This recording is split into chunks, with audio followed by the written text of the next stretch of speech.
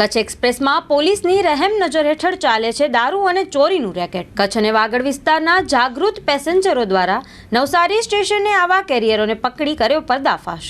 Hello, હા નમસ્કાર, ઘનશ્યામ બારોટ બોલું મહાન્યુઝમાંથી। નમસ્કાર નમસ્કાર ઘનશ્યામભાઈ। હા ડાયાભાઈ, હું એમ કહેતો હતો, મેં કીધું તમે જે મને ટ્રેનના વિડીયો મૂક્યા એ આખો બનાવ હા, શું હતો? એકચ્યુઅલી કચ્છ એક્સપ્રેસ ટ્રેનમાં કાલે એટલે કે 5 તારીખના જે મુંબઈથી ભુજ જે ગાડી આવે છે ને જી એમાં લગભગ દાણુ રોડથી દેવી પૂજક જેવા લાગતા હતા। હમ જેમાં 5-6 બાઈ માણસો હતી, 2-3 લગભગ જેન્ટ્સ હતા અને 5-6 બાળકો હતા। એ બધા ચડ્યા પછી એ લોકોએ કોઈ ગયો તો એટલે દારૂની બોટલો, હા હા, અને એમાં એક તો હેન્ડીકેપ હતો જેને 2 હાથ પણ નતા, એને આખા શરીરમાં એને દારૂની બોટલ લપેટેલી હતી ટેપ સેલોટેપ મારીને।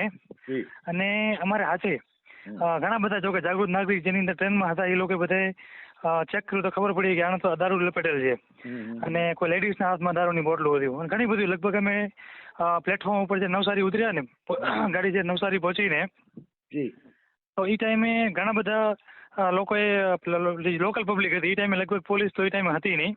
એના પછી ગાડી ઊભી રહી અને થોડી વાર પછી પોલીસ આવી અને ટીસી પણ એ ટાઈમે કોઈ હાજર નતા। ટીસી લગભગ B6માં હતા, 2 ટીસી B6માં બેઠેલા હતા। પછી પબ્લિકે એને બોલાવ્યા, પોલીસ વાળે બોલાવીને એને લઈ ગયા અને બધું ચેક કર્યું અમારી સામે। જો કે મેં એ પણ વિડીયોમાં એમને બતાવ્યું છે કે ટીસી પછી કેવી રીતે, જી મેં જોયું અને હા એવી રીતના બધું દારૂને એકચ્યુઅલી મને લાગે છે કે દારૂ જે નવસારી સ્ટેશન જે થયું મેટર એ મહારાષ્ટ્રમાંથી દારૂની બોટલો આવી હોય, જે નમકીન કે બાટલું જે દેખાય છે એ મહારાષ્ટ્રમાંથી લઈ આવીને ગુજરાતમાં લઈ આવવાનો પ્રયાસ કરી રહ્યો એવું લાગી રહ્યું છે એમ જોતા હાલ ખાલી જોઈએ તો। ખાસ તો આ ખ્યાલ ક્યારે આવીને આ કયા ડબ્બામાં હતા આ લોકો? એ લોકો S4 એટલે છોકરાને પકડ્યા, એટલે કે લોકલ ડબ્બામાં હતા એમ? લોકલ એટલે આમ તો રિઝ્યુએશન કહેવાય, કારણ કે S3 ના બધી એટલે રિઝ્યુએશન જ આવે, જનરલ ડબ્બામાં ટૂંકમાં નતા એમ। બરાબર। અને આની પહેલા પણ બોરીવલી સ્ટેશન ઉપર જે અમારી સાથે જે લેડીઝ હતા જે લગભગ US થી આવેલા હતા, જે એના માતાજીને પગે લાગવા આવેલા હતા અમારા ડબ્બા, મારો જો કે B6માં 39 સીટ નંબર મારા હતા। અને એને બોરીવલી રેલવે સ્ટેશન ઉપર રિયલમાં એક બાઈ માણસો જયારે ભીડમાં ચડતી હતી ને એક બાઈ માણસના પર્સમાંથી પર્સ કાઢીને રિયલમાં એને જોયું, પણ બહાર ગામની લેડીઝ હતી એને બધી એવું નોલેજ નતું કે આવી રીતે ચોરી થઈ રહી છે એમ। અને એ અમારે પછી વાતચીત કરી, વાતચીત પછી ચોરીનો મેટર બન્યો જ્યારે 2 પોલીસ વાળે ખૂબ 2 માણસોને માર્યા એની અંદર, અને એના પછી વળીના કચ્છ એક્સપ્રેસનો સેમ ત્રીજો બનાવ જે નવસારીમાં બન્યો। એટલે એક જ ટ્રેનની અંદર એક જ દિવસમાં લગભગ 3 બનાવ બન્યા। ચોરીનો, દારૂનો, ચોરીનો, 2 ચોરીના અને 1 દારૂનો એક દિવસની અંદર એની ગાડીની અંદર એમ। એટલે કેવું એમ કેવું તો કહી શકાય કે ટ્રેનની અંદર જે મુંબઈથી કચ્છ આવતી ટ્રેનની અંદર સુરક્ષાની કોઈ પણ વ્યવસ્થા નથી? ના બિલકુલ નહીં। એની અંદર અમુક તો જે અમારી સાથે ખબર કઈ રીતે પડી કે આ લોકો પાસે દારૂ છે? દારૂ પીધેલા હતા? કઈ રીતે ખબર પડી? દારૂ પીધેલા અમુક પણ એ લોકો જયારે લઈને જતા હતા ને ત્યારે બાળકો પછી અમુક લપેટેલા હતા, કોક ને કોક આપણે ટ્રેનમાં સ્વાભાવિક છે, કોક ને કોક અડે એટલે આપણે એવું લાગે ને કે આમાં કેમ આમ છે એમ। એટલે આમાં એક બે જે અમારી યંગ જનરેશન અમારા જેવા હતા એને એક બે જણાને શંક લાગ્યો, તેણે જેવું શર્ટ ઊંચું કર્યું તો ખબર પડી કે આમાં તો દારૂ એમ। હવે એકને શર્ટ નીચે અમે ટ્રેનમાં એને ઉતારી નીચે ઉતાર્યો, પોલીસ ત્યારે નથી, અમે હાથે નીચે ઉતારીને અમે હાથે એનું ટી શર્ટ ઉતાર્યું અને એના પછી લોકલ પોલીસ ને બધા આવ્યા હતા। બરાબર।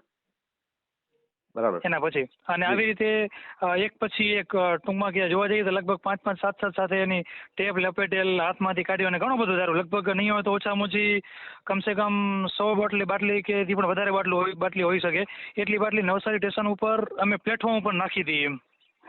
અને એના પછી જયારે પોલીસનો બધે આવ્યા હતા, પણ સ્ટાર્ટિંગમાં જોવા જઈએ તો સુરક્ષાના દ્રષ્ટિએ ઘનશ્યામભાઈ કચ્છ એક્સપ્રેસમાં આમાં ક્યારેક તમે બહુ ખોટ વર્તાય છે, દેખાય છે કે? અને થોડા દિવસ પહેલા અમારા જે ખાસ મિત્ર કરીને છે ભાઈ, એમનો જોલો ચોરી થઈ ગયો હતો કચ્છ એક્સપ્રેસ મારી જે જી હતા હોઈએ છીએ તો ઘણા બધા આવા બનાવ બનતા જ હોય છે જી દયાભાઈ। એટલે કહેવાનો મતલબ એ લોકોની ટિકિટ ક્યાં નહીં હતી, ક્યાં ખ્યાલ આવ્યો? ટિકિટ ને પછી એ લોકો પોલીસને હવાલે કર્યા હતા, પછી તમે ખ્યાલ કારણ કે અમે ઘણી વખત ગાડી લગભગ ગાડી ઊભી 2 વખત અમે ચેન પુલિંગ કરીને એના ત્યારે ગાડી ઊભી રહી અને એના પછી એ લોકો ઘડી અમને એમ કહેતા હતા કે તમે ફટાફટ બેસી જાઓ. એનાઉન્સમેન્ટ ટ્રેનનું કરવામાં આવ્યું હતું કે જે પ્રવાસી છે જગ્યાએ બેસી જાય ને કે ટ્રેન ચાલુ થઈ રહી છે. 2 વખત ટ્રેન પુલિંગ કરી ત્યારે. એટલે કહેવાનો મતલબ બધી જાણકારી લેવા માટે તો શું છે કે ટ્રેન હવે ચાલુ થતી હોય તો પછી બીજા પ્રવાસીઓ મતલબ કે એ લોકો ક્યાં ઉતરવાના હતા એ તમને ખ્યાલ નથી આવ્યો? ખ્યાલ નથી. નહીં, રાઈટ. અને એ લોકો આગળના ડબ્બાથી છે ચાલીને આવતા હતા. અમારો જે એસીમાં B6 માં અમારો ડબ્બો 39 એ આગળથી ચાલ્યા આવતા હતા. આખી ટ્રેનમાં મતલબ એ લોકોનું આમ જોવા જઈએ તો ચોરીનું આ બધું એનું પ્લાન થી કરેલ હોય એવું દેખાઈ રહ્યું હતું. દારૂની સાથે સાથે ચોરી પણ કરતા હતા એમ કેવું કહેવાય? 100% સાચી વાત છે.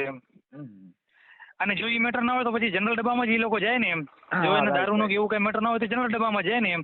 બીજા ડબ્બામાં એ લોકો જવાનું પ્રશ્ન નથી આવતો. કહી શકાય કે પોલીસનો કે TC નો કોઈનો હપ્તો હોય એવું કહી શકાય? 100% હોય.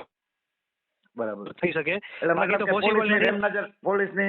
પોલીસની રેમ નજર હેઠળ જ આખે આખું દારૂનું રેકેટ ચાલતું હોય એવું આપણે ચોક્કસપણે કહીએ. તો જ ચોક્કસપણે તો જ થઈ શકે. નકર જો આપણે ગાડીમાં બેઠા હોઈએ રેગ્યુલર માણસો આપણે સમજી લો બેઠા હોઈએ પ્રવાસી, હવે એમના હાથમાં જો દારૂ લઈને માણસ જાતો પકડી શકતા હોય તો પોલીસનું તો કામ છે ને ઘનશ્યામભાઈ. પોલીસનું તો કામ છે. પોલીસનું સામે માણસ સમજી જાય કે આમાં કંઈક તો ગડબડ છે એમ. ચોક્કસ ડાયાભાઈ, એક વાગડના નાગરિક તરીકે જ્યારે અમે જે ડબ્બામાં પકડ્યા હતા એ ડબ્બામાં ના તો પોલીસ હતી કે ના તો કોઈ TC હતા. થેન્ક યુ ડાયાભાઈ માનવથી વાત કરવા બદલ, ને ખાસ તો તમને અભિનંદન. વાગડના એક નાગરિક તરીકે તમે જે જાગૃતતા બતાડી છે અને આખે આખું રેકેટ પકડવામાં મદદરૂપ બન્યા છો બદલ તમને ખૂબ ખૂબ અભિનંદન. માનવ તરફથી હું તમને અભિનંદન પાઠવું છું ડાયાભાઈ. ઓકે ખૂબ ખૂબ આભાર. માનવથી વાત કરવા બદલ આભાર ડાયાભાઈ. લોન પર ફોન 15 વર્ષ જૂનું ગુરુ મોબાઈલ એન્ડ ઇલેક્ટ્રોનિક્સ. દરેક કંપનીના જૂના અને નવા મોબાઈલ લોન ઉપર મળશે અને ઇલેક્ટ્રોનિક્સ આઇટમો ફ્રીજ, ટીવી, વોશિંગ મશીન.